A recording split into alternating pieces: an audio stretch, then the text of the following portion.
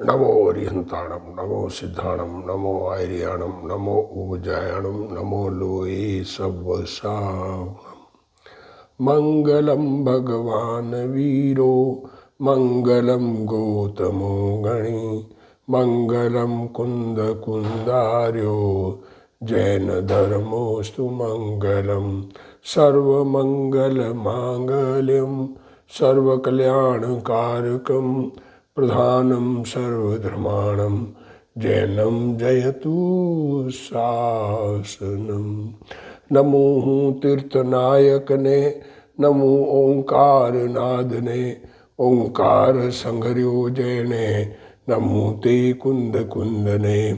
अहो उपकार जिन वर्णो कुंदनो ध्वनि दिव्यनो जिन कुंद ध्वनि आप्या अहो ते गुरु कहाननो।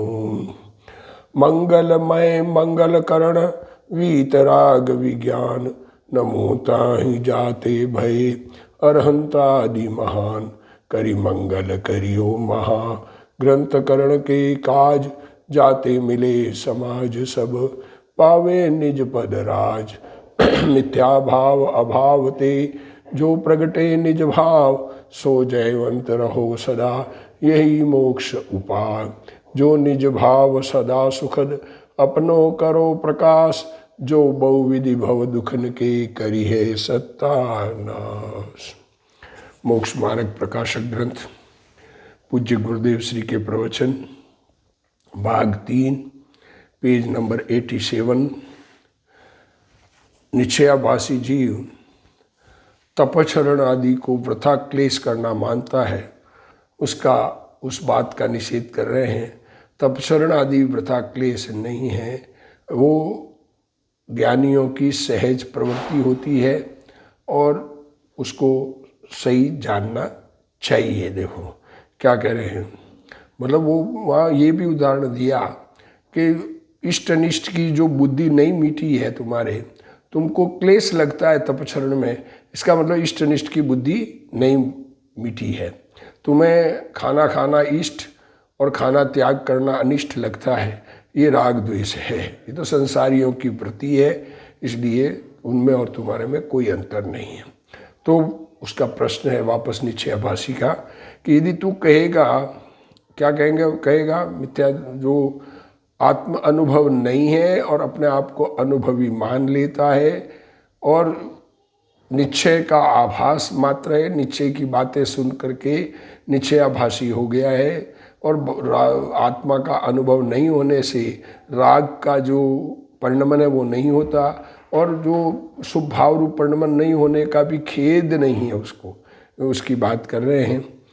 देखो तब कहता है कितने ही सम्यक दृष्टि भी तपचरण नहीं करते हैं। क्या कह रहे हैं, कितने ही सम्यक दृष्टि है वो भी तपचरण नहीं करते हैं। तो कह रहे उत्तर दे रहे कारण विशेष से तप नहीं हो सकता। क्या कह रहे हैं, देखो अभी तप नहीं करते हैं ये बात किसी को कारण विशेष से उनको इस प्रकार का परिणमन है, उनकी पर्याय की ऐसी योग्यता है कि तप नहीं हो सकता, परंतु श्रद्धान में तो तप को भला जानते हैं। ये निश्चयाभासी तो श्रद्धान में तप को भला नहीं जानते क्योंकि वो तपचरण को वृथा खेद खिन्न होना मानता है और उसके साधन का उद्यम रखते हैं।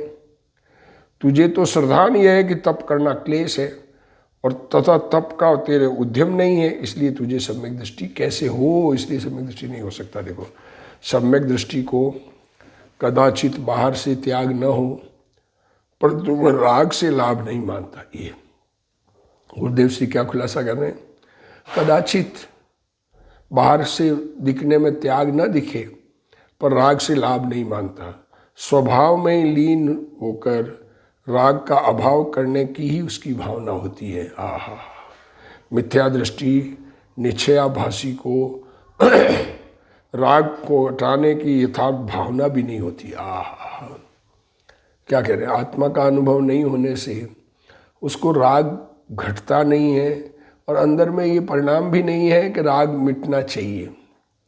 इस राग मिटना अभी व्रत तप आदि राग कम होने से होते हैं, तो कम राग हुआ तो व्रत तप आदि के परिणाम हुए, तीव्र राग में खाने पीने के परिणाम होते हैं। इस कारण वह कहता है, इसलिए वो उसको श्रद्धा नहीं है, इसलिए राग मिटता नहीं।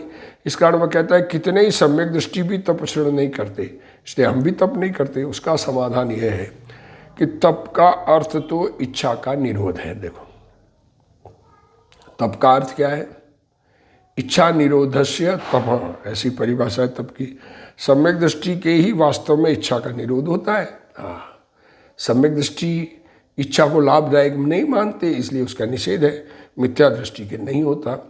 चौथे गुणस्थान वर्ती सम्यक दृष्टि लाखों वर्ष तक संसार में रहता है। आत्मा का अनुभव होने के बाद अविरत की भूमिका में लाखों वर्ष आदिनाथ भगवान 83 लाख पूर्व वर्ष, एक पूर्व 70,56,000 करोड़ वर्ष का संसार दशा में जन्म लेने के बाद इसी भाव से तीर्थंकर होने वाले हैं, और 83 लाख पूर्व वर्ष तक अब संसार में रहता है का मतलब गृहस्थी में रहता है, ये कहना चाह रहे हैं। 83 लाख पूर्व वर्ष तक ऋषभदेव भगवान संसार में रहे थे, सम्यक दृष्टि थे पर मुनिपना नहीं लिया। देखो, अंतर में स्वभाव की दृष्टि तो थी, परंतु पुरुषार्थ की कमजोरी के कारण चारित्र दशा अंगीकार नहीं कर सके। देखो, अपनी कमी देखकर अपने में शक्तिहीनता स्वीकार करे, शक्तिहीनता के कारण व्रत अंगीकार न कर सके, ये एक अलग बात है। और व्रत अंगीकार करना अच्छा नहीं लगता है, ये बात अलग है। या निषेध करते तुम्हें व्रत अंगीकार करना अच्छा नहीं लगता है, तुम तो ये समझते हो व्रत करना वृथा क्लेश है। हाँ, सम्यक दृष्टि को तप नहीं हो सकने पर भी वह श्रद्धा में तो तप अर्थात चारित्र को भला जानता है। श्रावक दशा में रहने पर भी धर्मी को मुनिपने की भावना वर्तती है। वह जानता है कि अपनी पर्याय में कमजोरी है, इस कारण चारित्र प्रकट नहीं होता। चक्रवर्ती के 96 करोड़ ग्राम होते हैं। चक्रवर्ती राजा है, उसके राज्य में 96 करोड़ गांव होते हैं, 96,000 रानियां होती है।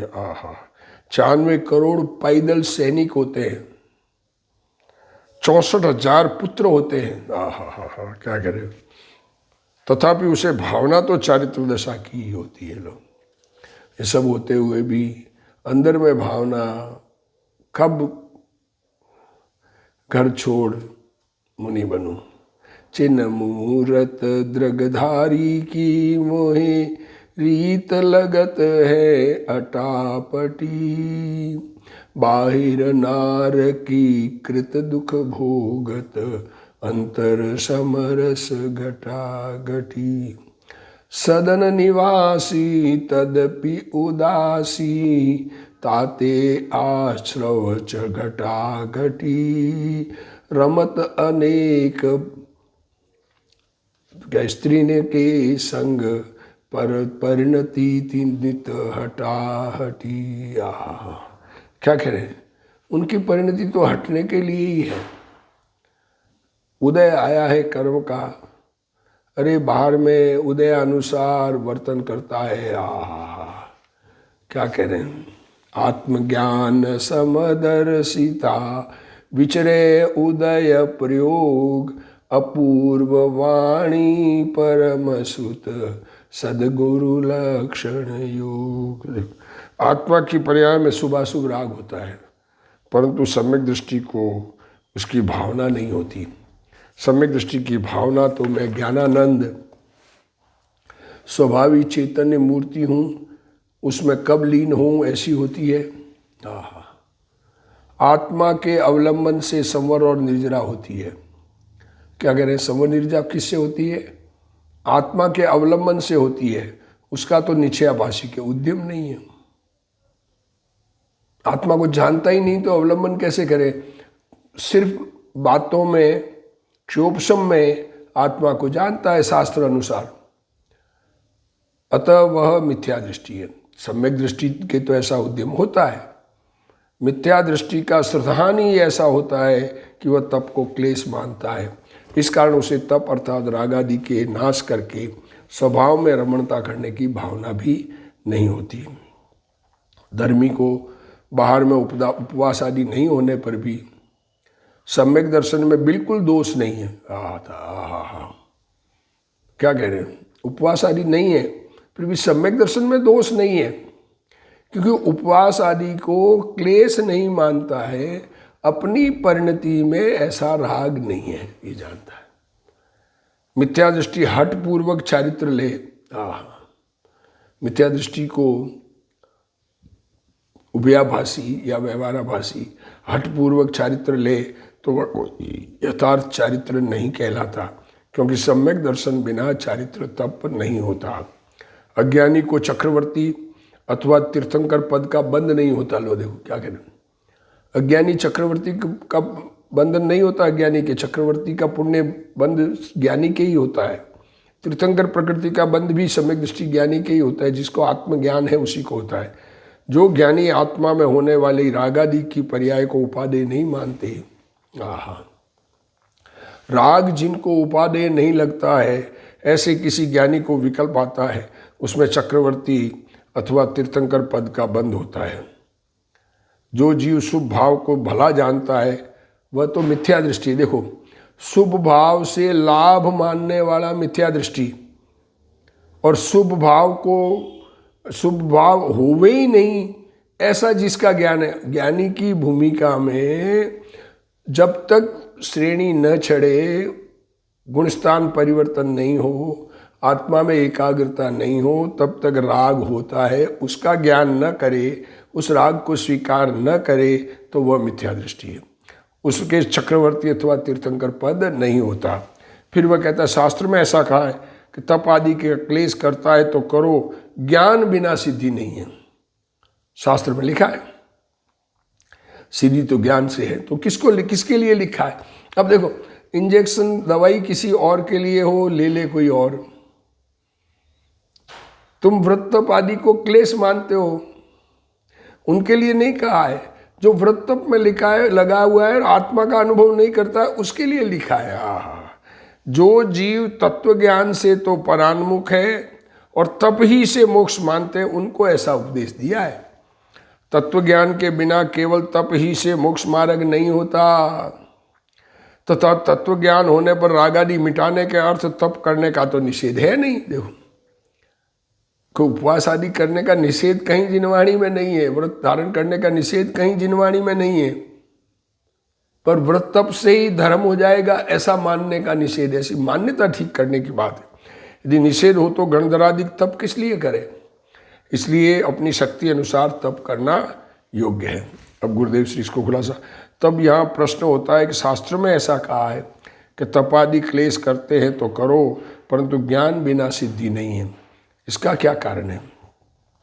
जो जीव तत्व ज्ञान से परान्मुख है और तप से ही मोक्ष मानता है, उसको ऐसा उपदेश दिया गया है कि तत्व ज्ञान बिना केवल तप से ही मोक्ष नहीं होता। तत्व ज्ञान में आत्मा की दृष्टि हुई, आश्रव की भावना छूट गई, संयोग में अनुकूलता प्रतिकूलता है ऐसी दृष्टि छूट गई है। आश्रव की भावना छूट गई, संयोग में अनुकूलता प्रतिकूलता ऐसी दृष्टि छूट गई है, उसके आत्मा में लीन होने पर इच्छा का निरोध होता है, वह तप है। इसी ग्रंथ में आगे तप की व्याख्या करते हुए कहा है कि इच्छा को रोकना का नाम तप है। इच्छा निरोधस्य तप, इच्छा निरोधस तप, और तार शुभ अशुभ इच्छा मिटने पर उपयोग शुद्ध होता है, वह निर्जरा है। तप से निर्जरा, इच्छा निरोधस तप। इस कारण तप से निर्जरा कही है। चारित्र दशा हुए बिना इच्छा का निरोध नहीं होता। चारित्र दशा कब होती है कि पहले सम्यक दर्शन ज्ञान होता है, और चारित्र दशा सम्यक दर्शन बिना नहीं होती। इसलिए सच्चा तप ज्ञानी के ही होता है, अज्ञानी के तप नहीं होता। क्या कह रहे हैं? आत्मा के ज्ञान बिना, अरे सबसे पहले पहले प्रयत्न शरीर से मैं जुदा चैतन्य भगवान हूँ। श्रीमद जी कहते छूटे देहाध्यास तो नहीं करता तू कर्म, नहीं भोगता तू तेहनो एज धर्म नो मर्म। जब तक शरीर में आत्मबुद्धि छूटकर आत्मा में आत्मबुद्धि नहीं हो तब तक चारित्र नहीं होता। अज्ञानी के तप नहीं होता। शुभाशुभ भाव रहित शुद्ध उपयोग ही तप है। पुण्य पाप की वृत्ति को छोड़कर आत्मा के अनुभव में लीन होना वह तप है, ऐसा भगवान ने कहा है। बाहर से आहार आदि न ले वह तप नहीं है। देखो श्रीमद जी का श्लोक दिए हैं, यम नियम संयम आप कियो पुण्य त्याग विराग अथाक लयो वनवास लियो मुख मौन रयो दृढ़ आसन पद्म लगाय दियो। क्या कह रहे, यम नियम संयम खुद ने लिया, त्याग और विराग इतना दुनिया देखे, जंगल में रहा, मुंह से मौन रहा, आसन दृढ़ पद्मासन लगाकर बैठा रहा, मन पौन निरोध स्वबोध कियो, मन में पवन का निरोध किया, मन का निरोध किया, सांस को रोकना, ऐसा अपना बोध करने का प्रयत्न किया, हठ जोग किया, प्रयोग सुतार भयो, उससे दुबला पतला हो गया। जप भेद जपे तप त्यों ही तपे, जप के भेद किए, जाप करना, माला फेरना, और तप किए, उपवास आदि किए। उरसे ही उदासी लही सब पे, अंदर से उदास उदास उदास। आहा, सब शास्त्रन के नय धारिये, मत मंडन खंडन भेद लिए। सब शास्त्रों के नए हृदय में धारण किए, मतों का खंडन मंडन बहुत किया।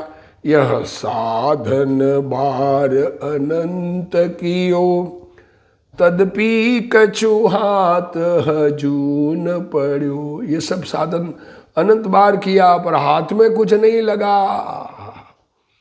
ये वही बात है, द्रविलिंग धार अनंत बार ग्रेवे को उपजायो, पे निज आत्म ज्ञान बिना सुख लेस न पायो। तो क्या कह रहे हैं, देखो श्रीमद जी कहते, अब क्यों न विचारत है मन से, अब अंदर में विचार तो करो, कछु और रहा उस साधन से, इन सब साधनों के अलावा कुछ पेंडिंग रह गया। बिन सदगुरु कोयन भेद लहे, मुख आगल है कह बात कहे। बिना सदगुरु के इस भेद को नहीं समझ पाएंगे। अच्छा, इसका मतलब सदगुरु समझा देंगे ऐसा भी नहीं, हम समझने के लिए प्रयत्न हो करेंगे तो समझ में आएगा। सामने पड़ी ये बात, कहते मुख आगल अपने अंदर में पड़ी है। करुणा हम पावत है तुम की, यह बात कही सुगुरु गम की। हमें तुम्हारे ऊपर करुणा आती है, तुम शरीर को दुबला पतला कर रहे हो, शरीर को खाना नहीं दे रहे हो, बहुत व्रत तप आदि करते हो, पद्मासन लगा कर बैठते हो, हमें करुणा आती है, इसलिए ये गुरुगम की बात हमने आपको कही है। पल में प्रगटे मुख आगल से, एक पल में अंदर से प्रकट हो जाएगा जब सदगुरु चरण सुप्रेम बसे। सदगुरु की बात अंदर में हृदय में स्वीकार हो। सदगुरु चरण प्रेम सुप्रेम बसे का मतलब कोई चरणों के प्रेम की बात नहीं, अंदर में ये बात स्वीकार आ जाए। तन से मन से धन से सब से, गुरुदेव की आन स्व आत्म बसे। तन मन धन सब कुछ न्योछावर गुरुदेव की बात पर। तब कारज सिद्ध बने अपनो, रस अमृत पावही प्रेम घनो। अरे अमृत पाओगे अगर अपने स्वरूप का आनंद लोगे तो स्वरूप के रस का आनंद पाओगे। 5 महाव्रत धारण किए, 12-12 महीने के उपवास किए, जंगल में रहा, मौन रहा। देखो ये सब करने से धर्म नहीं हुआ कुछ भी। तप करके सूख गया, शास्त्र पढ़े, 11 अंग का ज्ञान किया। 11 अंग का ज्ञान आत्मज्ञान रहित जीव को हो सकता है, सूक्ष्म इतना हो सकता है। मत का खंडन, 11 अंग 9 पूर्व तक का मत का खंडन मंडन किया, अन्य मत का खंडन भी किया, मंडन भी किया कि ये खोटे, अपने मत का मंडन और अन्य के मत का खंडन। परंतु आत्म कल्याण देखो, परंतु पर लक्ष्य छोड़कर आत्मा का लक्ष्य नहीं किया। बाहर के साधन अनंत बार किए, परंतु आत्म कल्याण नहीं हुआ। सदगुरु के बिना वस्तु का मर्म नहीं जाना। आत्मानंद का अनुभव करे तो पर का लक्ष्य छूट जाए। क्या कह रहे हो? इनको वापस एक बार पढ़ लेते हैं। यम नियम संयम आप कियो, पुण्य त्याग विराग अथाक लयो, बनवास लियो मुख मौन रयो, दृढ़ आसन पद्म लगाए दियो, मन पौन निरोध स्वबोध कियो, हट जोग प्रयोग सुतार भयो, जप जपे भेद जपे तप त्यों ही तपे, उर से ही उदासी लही सब पे, सब शास्त्रन के नय धारिये, मत मंडन खंडन भेद लिए, यह साधन बार अनंत कियो, तदपि कछु हाथ हजू न पड़ो। अब क्यों न विचारत है मन से, कछु और रहा उन साधन से, बिन सदगुरु को यन भेद लहे, मुख आगल है यह बात कहे, करुणा हम पावत है तुम की, यह बात कही सुगुरु गम की, पल में प्रगटे मुख आगल से, जब सदगुरु चरण सप्रेम बसे, तन से मन से धन से सब से, गुरुदेव की आन स्व आत्म बसे। पूज्य गुरुदेव श्री की आन। तब कारज सिद्ध बने अपनो, रस अमृत पावई प्रेम घनो। यहाँ ऐसा कहा है कि तत्व ज्ञान से परान्मुख है वह मिथ्या दृष्टि है। जिसको तत्व ज्ञान नहीं है, सातों तत्व भिन्न भिन्न है। देखो 7 तत्व बताए हैं शास्त्र में, आगम में, सातों भिन्न भिन्न है। ऐसा यथार्थ जिसने नहीं जाना वह आत्मा से भी परान्मुख है, ऐसा इसमें आ जाता है। जो तत्व ज्ञान से परान्मुख है और अकेले बाह्य तप से मोक्ष मानता है वह मिथ्या दृष्टि है। कोई कहे कि जिसे तत्व ज्ञान न हो उसे क्या करना, कि अभी तत्व ज्ञान नहीं हो, इतनी बुद्धि नहीं हो तो उसे क्या करना, कि उससे कहते हैं पहले तत्व ज्ञान करना। क्या कह रहे हैं? तत्व ज्ञान नहीं हो तो क्या करना का क्या, तत्व ज्ञान करो।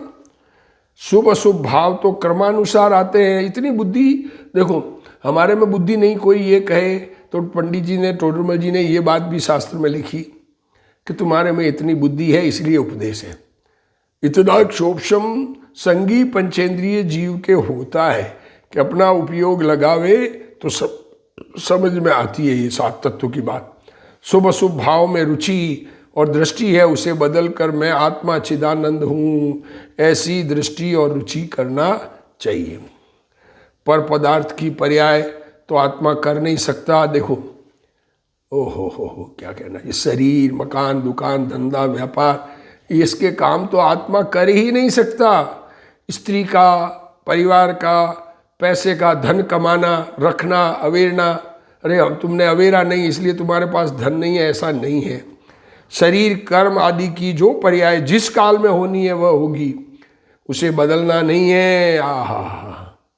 इन पर बाहर के पदार्थों की अवस्थाओं को बदलना नहीं है, बदलने के परिणाम ही मिथ्यात्व है। और बदलने के भाव आवे वो बात अलग है, बदल सकता हूँ ये परिणाम मिथ्यात्व है। और आत्मा की पर्याय में जो शुभ अशुभ परिणाम होते हैं उन्हें भी नहीं बदलना। देखो हमारे अंदर आत्मा में शुभ शुभ भाव आते हैं, उनको भी नहीं बदलना है। आत्मा ज्ञानानंद है, ऐसी रुचि करना सम्यक दर्शन का यथार्थ उपाय है। मैं ज्ञानानंद स्वभावी हूँ, मैं ज्ञानानंद स्वभावी हूँ, मैं हूँ अपने में स्वयं पूर्ण, पर की मुझ में कुछ गंध नहीं। अज्ञानी तो तत्व किसे कहते हैं और अतत्व किसे कहते हैं इसका ज्ञान भी नहीं करता। तत्व अतत्व का ज्ञान भी नहीं है अज्ञानी को, और मात्र तपश्चर्या करके शरीर को सुखा देता है। सिर्फ उपवास, भूखा, 12 महीने का वो क्या कहते हैं वर्षी तप, 99 बार पहाड़ पर चढ़ना उतरना, और इसी से धर्म होना मान लेता है। उससे कहा है कि आत्मा के भान बिना 3 काल में भी धर्म नहीं होता। तत्व दृष्टि बिना उपवास आदि करने से कुछ लाभ नहीं होता। तत्व को समझे बिना, क्या कह रहे हैं, तत्व को समझे बिना उपवास आदि करे उससे कुछ लाभ नहीं होना। जैसे ऊंट का पैर टूट जाए और वह जंगल में पड़ा हो, क्या कह रहे हैं, ऊंट का पैर टूट गया और जंगल में पड़ा तो घास पानी के बिना सूख जाता है। पैर टूट गया अब तो सूखेगा। उसी प्रकार जो अज्ञानी आत्मा को समझे बिना तप करते हैं वे दोनों समान है। लो देखो क्या कह रहे हैं, क्या कह रहे हैं, क्या दृष्टांत दिया है गुरुदेव श्री ने। अरे ऊंट का पैर टूट गया, वो चल फिर सकता नहीं, तो बड़ा बड़ा सूखता है, घास पानी चारों ओर पड़े, खाए कैसे। वैसे ही जिसने तप करता है आत्म अनुभव बगैर, आत्मज्ञान बगैर,